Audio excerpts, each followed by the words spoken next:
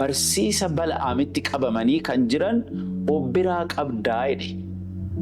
Barsiifni Bal'aam maalidha? Aarsaa waaqa tolfamaa nyaachuu fi gaala mootummaatti jiraachuudha. Xuraa'ummaatti jiraachuudha. Rakkina hin qabu. Dubartii biyya Siidoon tarii biyya Liibaanos har'aa ta'uu danda'a. Biyya Siidoonaadha. Israa'elitti heerumte. Kaaba Israa'el jechuudha. Mootii Ahaab kan ishee fuudhe. Isheen immoo waaqa tolfamaa Ba'aal biyya Israa'el keessatti kan babal'ifte. Akka namoonni waaqayyoon hin sodaanne raajota warra dhugaa kan ficcisiifte. Macaafa qulqulluu kanarratti hundaa'uudhaan wanta jireenya kiristaanummaa keessatti bu'uura ta'an mormuutu jira. Wangeela dhugaa waan lallabamu fakkaata, garuu waan beezik ta'e, waan hundee ta'etu mormama bara keenya kana keessa. Fakkeenyaaf kiristaanni tokko seera waaqayyoo akkamitti ilaaluu qaba?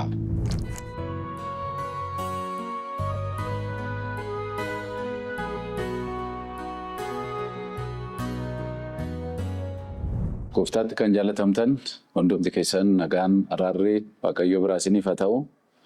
Kutaa darbe keessatti barsiisa sobaa qolachuu mata duree jedhu jalatti dubbii waaqayyoo walii wajjin barachuu akka eegalle yaadattu. Egaa kutaa sana keessatti qabxiiwwan gurguddoo kaafnee turre dhimma barsiisa sobaa wajjin wal qabatu. Har'as barsiisuma kana itti fufnaa. Amaloota barsiisa sobaa maal akka ta'an qabxiiwwan tokko tokko kaafnee ilaalleerra.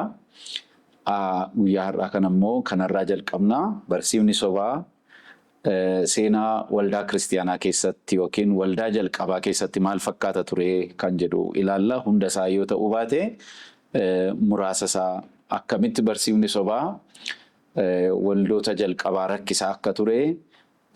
Ergaa gooftaa Yesuus waldoota Eeshiyaa keessa jiraniif erge keessumaa addatti kan waldaa sadii fudhannee ilaalla. Mul'ata Yohaannis boqonnaa lamarraa. Mul'ata Yohaannis boqonnaa lama keessatti gooftaa Yesuus waldoota lama, waldaa Phergaamoonii fi waldaa Tiyaatiraa waa'ee dhimma barsiisa sobaa wajjin wal ilaallatu irratti akeekkachiisa inni kennee fi akkuma kana immoo dhimma barsiisa sobaa irratti ejjennoo isheen qabatteen waldaa Efesooniin galateeffachuusaa ilaalla. Mul'ata Yohaannis boqonnaa lama lakkoofsa 14-15tti dubbii waaqayyoo akkas jedha. Garuu wanta muraasa sirratti argadheera. Namoota warra barsiisa Bal'aamitti qabamanii jiran achi qabdaa. Baalaaq ijoollee Israa'el dura gufuu kaa'ee qalma waaqayyolii tolfamaniif dhiyaate akka nyaatanii fi gaala mootummaatti akka jiraatan gochuu Bal'aamtu barsiise ture jedha. Ergaan kun waldaa Phergaamooniif ergame. Dhimmi ergaa kanaa immoo dhimma barsiisa sobaati. Barsiisni sobaa waldaa Phergaamoon keessatti gooftaan argee komate barsiisa Bal'aam kan jedhudha.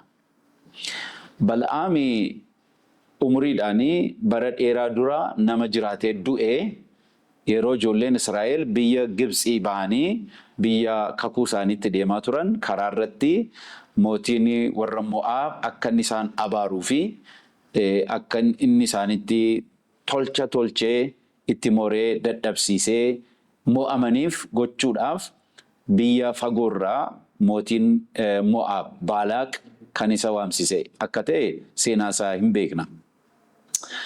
Keessumaa macaafa seera lakkoofsaa boqonnaa 21 kaaftanii yoo dubbiftan seenaa Bal'aam bal'inatti argitu hamma boqonnaa 25tti jechuudha. Bal'aam kuni akka inni hin abaarree saba waaqayyoo hin abaarree waaqayyoo hin dhorke. Abaaruu hin dandeenye Israa'eliin bakka jijjiiree iddoo torba taa'ee gaara torba irratti aarsaa dhiyeessee waaqayyoo hin dide waan ta'eef hin abaarree eebbiseeti gale. Kanarraa kan ka'e seera lakkoofsa boqonnaa 24 lakkoofsa 25 irratti Bal'aam ka'ee gara iddoo isaatti hin deebi'ee jedha. Abaaruu waan dadhabeef dhiisee deebi'e gara iddoo isaatti Israa'eliin abaaramu. Haa ta'u malee Bal'aam kuni akka inni calluma jedhee hin galle akka inni Israa'el irratti waan hamaa hojjetee deemee seera lakkoofsaa 31 lakkoofsa 16 irratti barreeffamee jira. Yookiin akka walitti nuuf yaadni isaa dhufuuf lakkoofsa 13 irraan eegala garuu 16 irra jiran ni barbaadamu. Yommus Museen El'aazar lubichaa fi gaggeessitoota waldaa sanaa hundinuu iddoo buufataa duubatti isaan simuudhaaf hin ba'an. Museen warra loltootaa irratti aboo qaban hangafoota 1,000 hangafoota 100 warra waraana turanii deebi'anitti hin dheekkame. Museen isaaniin dubartoonni hundinuu hafanii akka jiraatan gootani. Isaan kun warra gorsa Bal'aam duukaa bu'anii wanta Phe'ooritti ta'e sanaan Israa'eloota Waaqayyo irraa deebisanidha. Kanarratti dha'ichi saba Waaqayyo irratti dhufee jedha. Bal'aam calluma jedhee hin galle. Baalaaqiin gorsa hamaa tokko barsiisee gorsee deeme. Maal gorsee deeme? Israa'el yoo abaaruu baate iyyuu itti makamiitii gara waaqolii keetti isaan affeerii jedheen shamarran isaaniitti erganii waldaa Israa'elitti Ba'aaliin akka isaan waaqeffatan, akka isaan gaala mootummaatti jiraatan yookiin akka isaan xuraa'ummaa hejjaa keessatti kufan, achumaan immoo waaqa tolfamaa waaqa Ba'aaliif akka isaan sagadan godhan. Kanarraa kan ka'e Waaqayyo waan dheekkameef gara nama 24,000 kan ta'u Israa'el hin du'e. Namoonni Israa'el hin du'ani. Rukuttaa hamaati irra ga'e. Bal'aam kana gochuu isaatiin barsiisa hamaa barsiisee deeme. Egaa gooftaa Yesuus maal jedhe? Waldaa Phergaamooniin barsiisa Bal'aamitti qabamanii kan jiran of biraa qabdaa jedhe. Barsiifni Bal'aam maalidhaa? Aarsaa waaqa tolfamaa nyaachuu fi gaala mootummaatti jiraachuudha. Xuraa'ummaatti jiraachuudha. Rakkina hin qabu. Kiristaanni yoo kana godhe balaan isatti dhufu hin jiru. Yesuus takkaa nuuf du'e gatii cubbuu keenya kaffalameera jechuudhaani waan Waaqayyo duratti jibbisiisaa ta'e qe'ee Waaqayyoo keessa jiraatanii akka isaan shaakalan barsiisa godhu jechuudha. Barsiisa Bal'aam jechuudha. Doktiriinii hamaa jechuudha. Aarsaa Waaqayyolii tolfamaniif dhiyaate akka nyaataniif gaala mootummaatti akka jiraatan kan godhu. Kun chaalenjii waldaa Phergaamoon keessatti mul'atedha. Gooftaatu argee kana sirratti argadheera jedhe. Namoota akkasii barsiisa akkasiitti qabamanii kan jiran barsiisa Bal'aam. Barsiifni Bal'aam gabaabaatti maalidhaa? Waan xuraa keessa jiraachuu, mana Waaqayyoo keessa jiraatanii waaqa tolfamaa wajjin walitti hidhachuu kan jajjabeessu jechuudha. Waan xuraa baqachuun barbaachisaa akka hin taane namoota gara cubbuutti kan oofu, gara jallinaatti kan oofu barsiisa akkasii jechuudha. Kanan mul'ate waldaa Phergaamoonii keessatti. Lammaffaa achuma mul'atuma Yohaannis boqonnaa 2 lakkoofsa 20 waldaa tiyaatiraa keessatti gooftaan waa arge akkas kan jedhu isiniif hin dubbisa.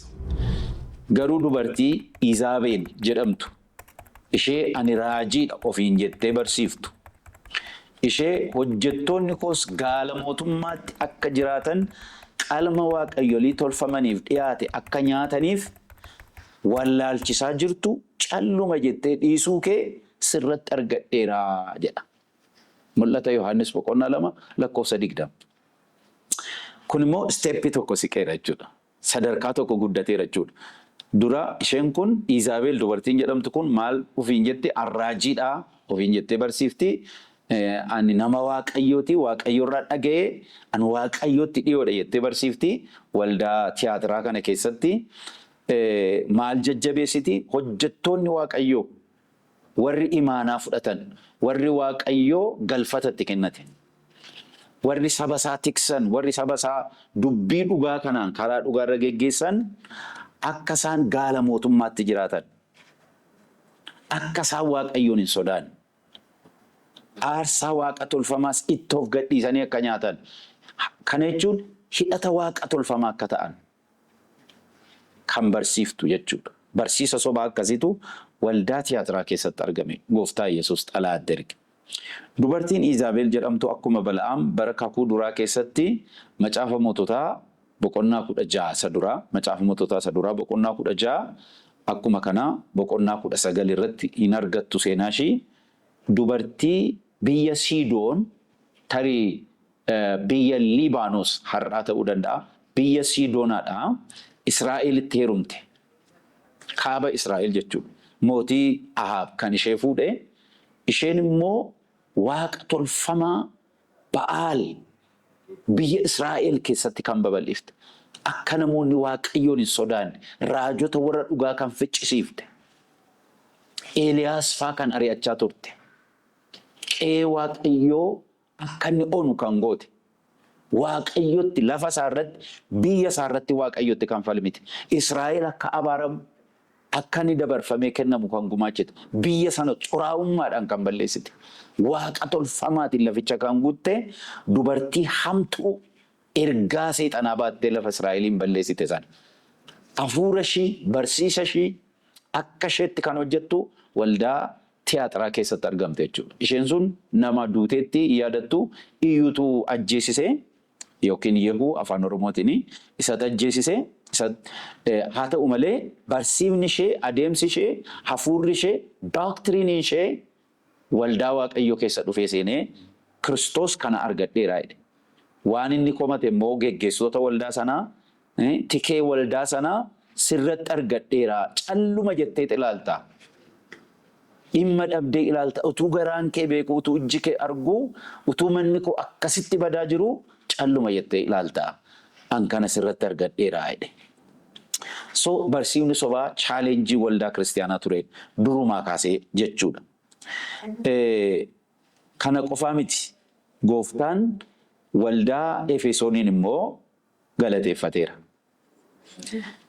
Mul'atuma Yohaannis kana boqonnaa 2:6 irratti waldaa Efesooniin maal jedhe Yesuus?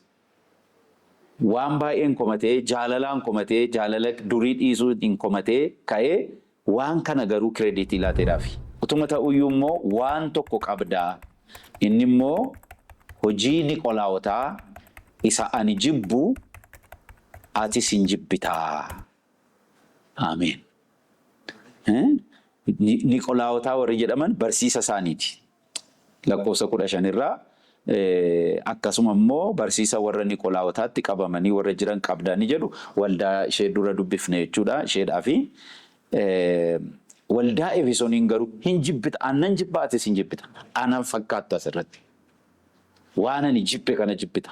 Barsiisa Niqolaawotaa kan hin jibba. Barsiisi Niqolaawotaa kan jedhamu waldaa keessa seenee ture. Barsiisa sobaati. Barsiisni Niqolaawotaa maalii? Warri kana barsiisanoo eenyu fayyadhaa? Gaaffiin jedhu yoo ka'e macaafa qulqulluu NIV New International Version Amaariffaan immoo hiika haaraa isa qorannoo isaa wajjin jiru irratti jala isaatti kan barreeffame jira. Isarraa direct kan hin waraabbadde yookiin quotationidha kuni warra Ingiliffarraa afaan Oromootti hiikee akkas jedha. Barsiisota sobaa warra waldaa kiristaanaa keessa jiraachaa warra saba Waaqayyoo hin ta'in wajjin wal fakkaatanii jiraachuun rakkoon qabu jedhanidha. Isaan birmadummaan karaa Kiristoos arganne waaqolii tolfamoo waaqeffachuufis ta'ee hejjuuf akkasuma waan barbaanne raawwachuuf mirgi nuuf kennameera jedhanii barsiisu. Warri Niqolaawotaa jechuudha. Akka seenaa waldaa kiristaanaa dabarsa dhufe himutti barsiisonni sobaa kun daaqonoota 7 keessaa waldaa Yerusaalemitti jalqaba fidaman daaqonoota 7 keessaa tokko kan ture nama lammii Anxookiyaa Niqolaawos nama jedhamu. Isatu barsiisa kanatti dhufe hordoftoonni isaa immoo warra Niqolaawotaa jedhamu. Jala isaatti argattu NIV yoo qabaattan iddoo amma dubbifne mul'ata Yohaannis keessaa boqonnaa 2 jala isaa yoo dhaqxan waa'ee Niqolaawotaa isa dubbatu argattu ibsa achitti kenname. Seenaan namicha kanaa Niqolaawos jedhamu immoo hojii ergamoota boqonnaa 6 lakkoofsa 5 irra jira jechuudha. Barsiisa isaati. Barsiifni kun walumaa galatti sadan isaanii maali? Rakkina hin qabu. Namni xuraa'ummaa keessa waaqa tolfamaa waaqeffachuun gaala mootummaatti jiraachuun rakkina hin qabu. Birmadummaa arganneera ayyaana Waaqayyootiin waan fayyineef akka fedhe jiraachuu dandeenya waan nu miidhu hin qabu warra jedhanidha jechuudha. Egaa barsiifni sobaa maali? Seenaa waldaa kiristaanaa keessatti maal fakkaata kan jedhu haga ammaatti kan ilaalle fakkaata. Bara keenya kana keessa barsiifni sobaa jiraayi. Barsiifni sobaa bara kanaa maali isa jedhu xinnoo see jalqabnaa yeroo taanu keessatti bal'ifnee kutaa taanutti bal'ifnee ilaalla. Bara keenya kana keessa barsiifni sobaan jiru macaafa qulqulluu kana irratti hundaa'uudhaan wanta jireenya kiristaanummaa keessatti bu'uura ta'an mormuutu jira. Wangeela dhugaa waan lallabamu fakkaata garuu waan beezik ta'e waan hundee ta'etu mormama bara keenya kana keessa. Fakkeenyaaf kiristaanni tokko seera waaqayyoo akkamitti ilaaluu qaba? Seerri waaqayyo kennee kiristaanaaf hin ta'amu hin ta'u kan jedhu gaaffii tokkodha. Lakki nuyi seera jala hin jirru seerri nu laallatu jedhanii tootaalii seerri shaarameera, diigameera, hafeera warri jedhan walumatti qaban immoo macaafa kakuu duraa kana macaafota 39 kana gatii kan dhabsiisan dubbii waaqayyo akka waan hin taanetti kan fudhatan sochiin barsiisa akkasii jira. Kanuma duukaa immoo kan isaan morman kan biraa namni fayye tokko jireenya fayye kana qabaachuu akka qabu, namni fayyina Kiristoos isa fayyise keessa jiraachuu akka qabu, qalbii jijjiirrannaa keessa jiraachuu akka qabu hin mormu. Kiristaanni maaliif qalbii jijjiirrata? Takkaa fayyee cubbuunsaa dhiifameeraa fi qalbii jijjiirrannaan kiristaanaaf hin barbaachisu. Ani cubbamaan akkamitti jedha kiristiyaan? Ani waaqayyoon yakkeera maaliif jedha kiristiyaan? Jedhanii barsiisa dhugaa fakkaata. Kanaaf waan dubbatan kanaaf kutaa macaafaa caqasan qabu. Haa ta'u malee barsiisa dhugaatti geessu miti. Yeroo macaafa qulqulluu gadi fageenyaan qorannu kanaaf kan kana fakkaatantu jiru. Barsiifni akkasii kuni hundee irraa marge qaba. Barsiifni kun kan inni wajji wal qabatee jiru barsiisa dispensationalism jedhamu. Jaarraa 19ffaa jalqaba bara 1831 biyya Awurooppaa, biyya ardii Awurooppaa, biyya Inglaanditti yookiin biyya Ingilizitti sosochii jalqabee namichi sochii kana jalqabee luba waldaa Anglikaan kan ture John Nelson Darby nama jedhamu nama bara 1800 amma 1880 jiraate isaan sosochii jalqabee. Lammaffaa namni lammii Ameerikaa Cyrus Anderson Scofield jedhamu barsiisa kana babal'isee bara 1843 amma 1921tti nama jiraate barsiisa kana jara kanatu barsiisee dispensationalism jedhama. Waan amma biyya keenya kana keessatti san amma isiniin jedhe seera waaqayyoo shaarameera diigameera jechuu namni qalbii jijjiirrannaan isaan barbaachisu kan jedhu kun walitti dhufeenya qaba barsiisa kana faana. Akkamitti akka inni walitti dhufu itti fufnee sa'aatii qabnu keessatti ilaalla. Kanaafuu yeroo taanutti ilaalla. Jechi dispense jedhu maqaan jara kanaa kan irraa dhufe qoqqooduu jechuudha. Hiruu jechuudha. Qoqqoodanii ilaaluu jechuudha. Wanti qoqqoodamu waan baay'eedha. Wanti qoqqoodamu maali? Macaafni kun hin qoodamaa. Akka qoodamuun isaan malutti utuu hin ta'in fakkeenyaaf nuyi macaafa kakuu duraa kakuu lammataa jennee Old Testament, New Testament jedhamee qoodamaa 39-27 akka kanatti utuu hin ta'in qoodamsa kanarraa adda ta'een kanti qoodamu macaaftiin qoodamaa, barriin qoodamaa, firdiin qoodamaa, sabni qoodama. Bara iddoo 7tti qoodu, firdii iddoo 5tti qoodu, saba iddoo 3tti qoodu, iddoo 3. Macaafni kun iddoo baay'eetti qoodama. Bara iddoo 7tti qoodamu gabaabsee isinitti himeen isa taanu yerootti aanutti ilaalla jechuudha. Barri iddoo 7tti isaan qoodan bara garraamummaa, bara beekumsaa, bara mootummaa namaa, bara abdii, bara seeraa, bara ayyaanaa, barkumee jedhamee qoodama.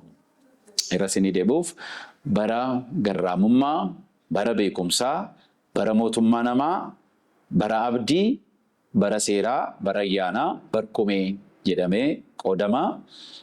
Qoodamsi kun yeroo akkasitti ilaalamu rakkina hin qabu jennee fudhachuu dandeenya. Rakkinni inni qabu guddaadha. Gaafa itti seennee ilaalla. bara akkatti qooduun salphaa fakkaachuu danda'a garuu gaafatti seennee ilaalla. Egaa barri torban isaan qoodan kuni inni akkasitti ilaallu rakkoo waan qabuun fakkaatu. Maal rakkina qaba bara iddoo torbatti iddoo akkasitti qooduun kan jedhu rakkoo waan qabuun fakkaatu. Rakkoo guddaa inni qabu maali? Akka qoodamsa kanaatti barri inni tokko isa tokko keessa hin galu. Barri inni tokko takkaa fixatee keessaa ba'a akka isaan jedhanitti jechuudha.